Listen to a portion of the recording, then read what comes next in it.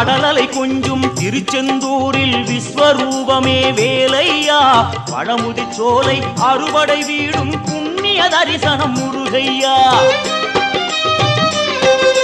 திருநீர் அணிந்து வரும் போது நெஞ்சில் நிம்மதி பிறக்குது கந்தையா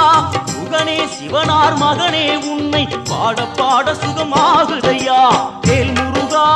அரோகரா அரோகரா வேல் முருகா